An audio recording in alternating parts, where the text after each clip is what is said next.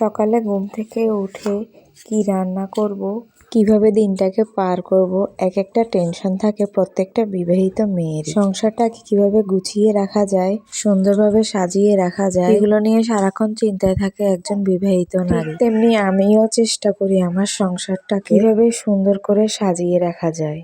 আসসালামু আলাইকুম এভরিওয়ান, কি অবস্থা সবাই? আশা করছি সবাই ভালো আছে। জান্নাত ফ্যামিলি থেকে আমি আবারও আপনাদের সামনে হাজির হয়ে গেলাম নতুন আরো একটি ব্লগ নিয়ে। সংসারে সারাদিন এটা সেটা করতে করতে কখন যে দিন চলে যায় বলতেও পারি না। ছোট বাচ্চাটাকেও সামলাতে হয়, আর জীবনের এই ছোটখাটো বিষয় আপনাদের সাথে শেয়ার করি। আমার কথায় বা কোনো কিছুতে ভুল কিছু পেয়ে থাকলে দয়া করে ক্ষমা দৃষ্টিতে দেখবেন। আর আমার ভিডিও যদি আপনাদের কাছে ভালো লেগে থাকে তাহলে ইউটিউব চ্যানেল থেকে আমার চ্যানেলটি সাবস্ক্রাইব করে দিবেন, আর ফেসবুক থেকে দেখলে ফলো দিয়ে দিবেন। তো এই যে ছেলেকে নিয়ে কিছুক্ষণ ছাদে দুষ্টামি করার পর নিচে চলে আসলাম। ওর কিছু জামা কাপড় ছিল সেগুলো ধুয়ে ছাদে মেলে দিয়ে আসলাম। তো এই যে আজকে রান্না করব কুমড়ো দিয়ে সিমের বিচি দিয়ে। কে কে রান্নাটা খেয়েছেন কমেন্ট করে জানাবেন। রান্নাটা কিন্তু খুবই মজার। আর এক পাশে কবুতর রান্না করছি, কবুতরের বাচ্চা 3টা জবাই করেছে আমার শাশুড়ি, সেগুলো রান্না করছি।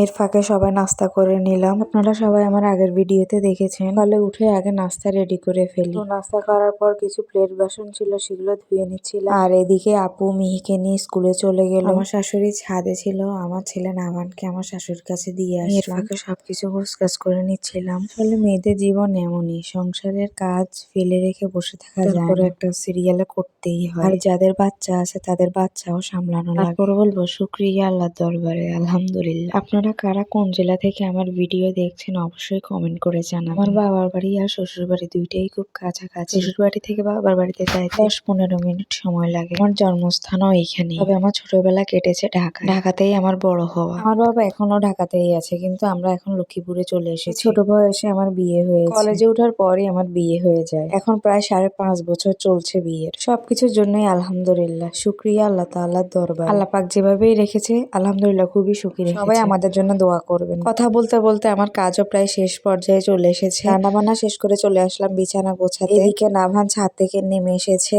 ও এখন কার্টুন দেখছে টিভিতে, আর আমি এই ফাঁকে বিছানা গুছিয়ে ফেলবো। সংসারে সবকিছু গুছিয়ে গাছিয়ে রাখলে মনটা অনেক ফ্রেশ লাগে, নিজে অনেক রিল্যাক্সে থাকা যায়। সোফার কভার গুলো গতকালকে ধুয়ে দিয়েছিলাম, এগুলো এখনো শুকোয়নি, তাই ছাদে আবার মেলে দিয়ে আসলাম। কভার না দিলে সোফা গুলোয় ময়লা পড়ে যায় তাড়াতাড়ি। এই সোফা তো আর ধোয়া যাবে না, যত অত্যাচার উপরের কভারের উপর দিয়ে যাবে, তাই কভার ব্যবহার করাই অনেক বেটার মনে করি। কভারগুলো আমি কোন পেজ থেকে নিয়েছি আপনাদের সাথে অবশ্যই একদিন শেয়ার করব। খুবই ভালো পড়েছিল কভারগুলো। তারপরে এই যে আমার গোছগাছ প্রায় শেষ। এদিকে ছেলে উঠে এক দৌড়, কোন দিকে গেল তাকে খুঁজতে গিয়ে দেখি মিহির খাওয়াও প্রায় শেষ।